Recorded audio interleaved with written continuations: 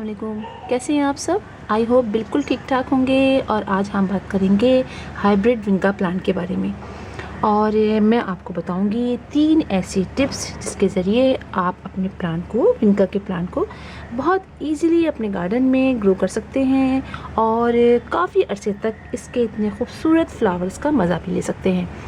तो पहले हम बात करते हैं विंका प्लांट के बारे में कि विंका एक बहुत ही खूबसूरत फ्लावरिंग प्लांट है और गर्मियों का बहुत ही अच्छा प्लांट है। और गर्मियाँ शुरू होते ही हमको हर तरफ, हर नर्सरी में, मुख्तलिफ़ पार्क्स में इसके बहुत प्यारे प्यारे कलर्स के फ्लावर्स देखने को मिलते हैं और बहुत सारे कलर्स के ये फ्लावर होते हैं। हमारे आम विंका यानी सदाबहार जो है, जो देसी होते हैं, उसमें और इसकी केयर में थोड़ा सा फ़र्क है। बात करते हैं सबसे पहले इसकी हम सॉइल की। तो सबसे पहली टिप यही है कि हमें विंका की सॉइल बहुत अच्छी तैयार करनी है। वैसे तो हम सॉइल तैयार करते हैं हमेशा ही वेल ड्रेन, और इसके लिए भी हमें वेल ड्रेन ही सॉइल तैयार करनी है, इसलिए कि इस प्लांट को पानी की ज़्यादा ज़रूरत नहीं होती है। और अगर वेल ड्रेन सॉइल तैयार नहीं करेंगे तो फिर इसके अंदर पानी जमा हो जाएगा और हमारा ये प्लांट सूख जाएगा। लिहाजा आप इसके अंदर सैंड ले लीजिए, यानी बालू मिट्टी ले लीजिए 50%, और 25% अपने घर की जो मिट्टी होती है, जो नॉर्मल आप अपने घर में यूज़ करते हैं, वो मिट्टी, और 25% आप ले लीजिए गोबर की खाद। तो इस तरह इसकी मिट्टी बहुत अच्छी और वेल ड्रेन बनेगी।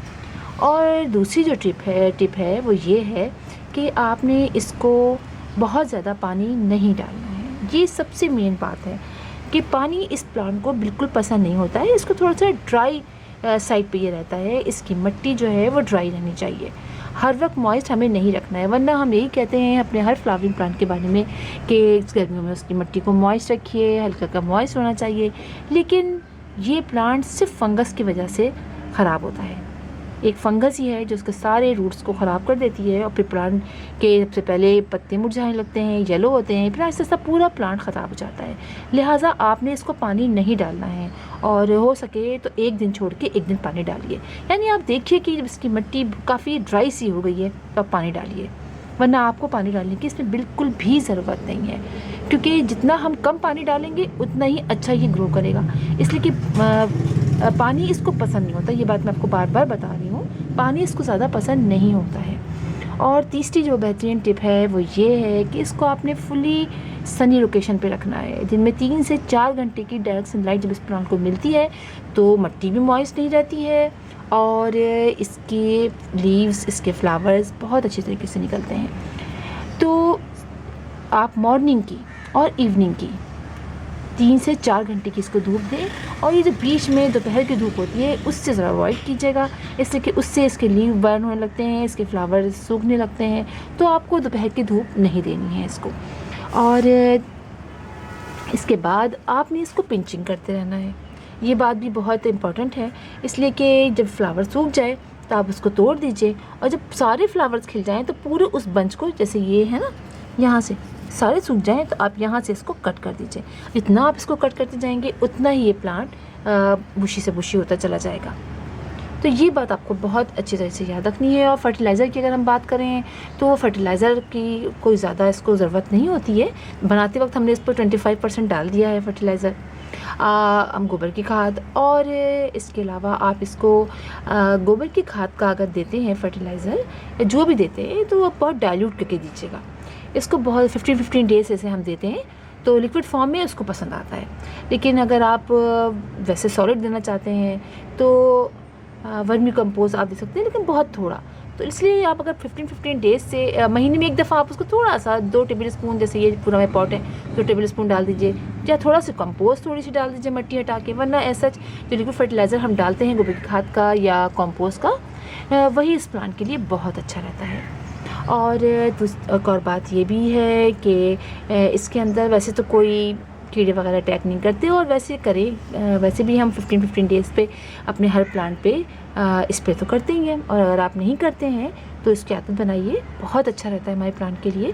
15 डेज़ से आप जो भी डालें, सोप का और ऑयल का सलूशन डालिए, हरी मिर्च और लहसुन पीस के उसका डाला जाता है, एलोवेरा का बना के पानी में वो डाला जाता है, यानी हर ऐसी चीज़ जो कड़वी सी हो। जैसे कि प्लांट पर जब कोई भी कीड़ा वगैरह आता है तो उसके पत्ते उसके अंदर सक करने की उसकी अंदर यानी उस पर चिपक जाता है, पत्तों के लीव में से एनर्जी लेता रहता है। जो कड़वाहट होगी तो वो खुद ही उसको छोड़ देगा, इस पर नहीं आएगा। और ना फिर आप नीम ऑयल का स्प्रे कर दिया करें हर 15 डेज़ बाद। और ये बात भी हो गई। और एक बात ये कि अगर आपको अपने प्लांट को बहुत अच्छा बड़ा करना है, फ्लावर्स के बहुत अरसे तक मज़े लेने हैं, तो आप सीड पॉट नहीं बनने दीजिएगा। इससे कि फ़ौरन सीड बनता है, उसके बाद फ्लावर्स जो है, आपको मैंने ये बहुत दफ़ा बताया है कि फ्लावर समझता है, प्लांट समझता है कि अब हमारा काम पूरा हो गया है, हमने सीड भी बना लिए और सीड पॉट भी मतलब आ गए, सीड भी पॉट भी बना लिया हमने, तो बस अब ज़रूरत नहीं है और प्लांट फिर ऐसे ही टेढ़ा मेढ़ा सा होता चला जाता है। लिहाजा आप इसके सीड पॉट नहीं बनने दीजिए। अब तक आप चाहते हैं कि आपका प्लांट मसीद बुशी से बुशी होता जाए, और एक ज़रा से बड़े से पॉट में लगाएंगे तो ये अच्छा रहेगा। जैसे मेरा ये समझिए 8 इंच का पॉट है, तो ये बेहतरीन पॉट है एक प्लांट के लिए। और इसी तरह मैंने आपको अभी कुछ अर्से पहले भी मैंने आपको दिखाया था अपना एक प्लांट के जिसके अंदर से हमने सीड थी, वो देखिए वो भी यही का प्लांट, इसी का प्लांट है। यानी ये कि आपको दिखाती हूँ मैं कि वो भी हाइब्रिड है, लेकिन देखिए ये मेरे पास साल भर से लगा हुआ है, और ये मुसलसल कुछ ऐसे लोकेशन पे लगा हुआ है जहाँ छन कर धूप आती है, डायरेक्ट नहीं आती है, और मुसलसल इसमें फ्लावरिंग होती रहती है। अब ये देखिए आप, इतनी फ्लावरिंग होती है। और ये मदर प्लांट है, इसी से मैंने कुछ अर्से पहले आपको सीड कलेक्ट करके कलेक्ट किए थे, और इसी में से मैंने आपको लगाना सिखाया था। जब एक दफ़ा आपका प्लांट किसी सही जगह पर सेट हो जाता है और बड़ा हो जाता है, लीव्स इसके जाते हैं, तो देखिए ये प्लांट बहुत ही अरसे से, बता दिया मैंने आपको, साल भर तो हो चुका है, और इतना अच्छा फ्लावरिंग कर रहा है। और मुसलसल इसके अंदर लीव्स इसके सीड में डाल देती हूँ तोड़ के, और ये कुछ गिर भी खुद भी जाते हैं, और इसमें से ज़्यादा तो नहीं निकलते लेकिन निकल आते हैं। लेकिन जो हमारे ये वाले प्लांट है ना, जो हमारे लोकली जो होते हैं, जैसे आप कहेंगे जैसे कि ये वाले हैं हमारे अपने देसी, तो देसी की तो बात ही और है। देसी प्लांट के जो फ्लावर्स हैं वो खुद ही गिरते हैं और निकल आते हैं, हमें इसको बहुत लगाना ही पड़ता है, लेकिन हाइब्रिड को स्पेशली लगाना पड़ता है, थोड़ी केयर करनी पड़ती है। लेकिन मेरे इस पॉट के अंदर ये दोनों ही बहुत पानी डल जाता है इसके अंदर काफ़ी ज़्यादा, लेकिन कई दफ़ा ऐसा भी होता है कि ये पूरे लीव्स काफ़ी नीचे तक मूव कर जाते हैं, पानी नहीं डलता, फिर पानी डलता है। तो यही वजह है कि मेरा ये विंका का प्लांट जो ये हाइब्रिड है ये अब तक चल रहा है। और चलिए इसी में से जो मैंने सीड निकाल के आपको लगाना सिखाया था, चलिए मैं आपको भी दिखा दूँ। मैंने 30 अप्रैल को लगाया था, और आपको दिखाती हूँ कि अब उसमें क्या कंडीशन है। ये देखिए, ये लगाया था हमने लगाया था मॉस रॉस के, और मॉस रॉस में तो अभी कोई आसार मुझे दिखाई नहीं दे रहे हैं, और पहली बार मैंने लगाया था और मैंने आपसे कहा था कोई बात नहीं है, हम लगा रहे हैं, और भी बहुत सारे सीड मैंने कलेक्ट कर लिए हैं। अगर नहीं निकलेगा और मैं 1 हफ़्ता इंतज़ार करूँगी, फिर इसके हटा के दोबारा से लगाऊँगी। हिम्मत तो हमने भी नहीं हारनी है, इसलिए कि लगाना तो है। और बहुत छोटे सीड थे, क्यों नहीं निकलते हमारे वहाँ, निकलना चाहिए उनको, इसलिए बस दोबारा से लगाएंगे।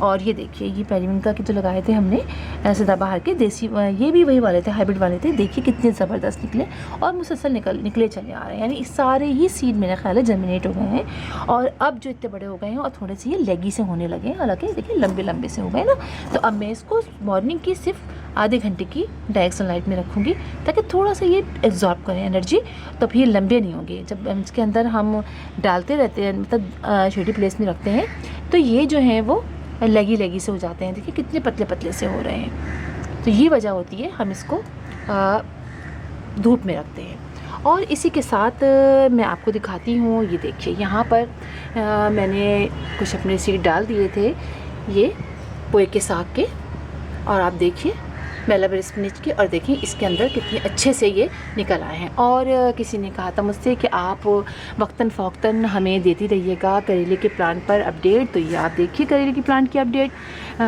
जो करेला निकला था छोटा सा था अभी, और ये देखिए ये तो पीला हो गया, ये देखिए ये तो हो गया है पीला। चलो पहला फ्ला है इसमें फल, वो पीला हो जाए कोई बात नहीं है, लेकिन अभी इसमें निकलना है।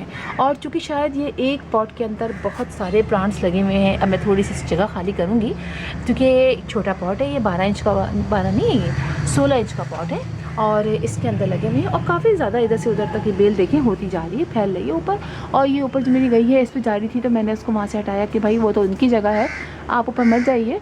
तो अब यहाँ से होती हुई यहाँ जा रही है और अब देखते क्या होता है। अभी इसमें मज़ीद बहुत सारे नए नए निकल रहे हैं। ये देखिए एक ये निकल रहा है फल, देखिए ये निकल रहा है ना, ये निकल रहा है। और अभी मैं इसको अच्छी तरह गोबर की खाद डालूँगी, इसलिए कि गोबर की खाद और इसके अलावा सरसों की खली जो होती है ना उसका फर्टिलाइज़र डालूँगी, फिर बताऊँगी आपको कि क्या इसकी कंडीशन होती है, कितना इसमें फल आता है। इसलिए कि वो बहुत दोनों ही चीज़ें बहुत ही इम्पॉर्टेंट है हमारे फ्रूट, जब फ्रूट में कोई प्लांट आता है तो उसके लिए। तो फिर इंशाल्लाह आपसे मुलाकात होगी किसी और वीडियो में किसी और टॉपिक के साथ। तब तक के लिए अल्लाह हाफ़िज़।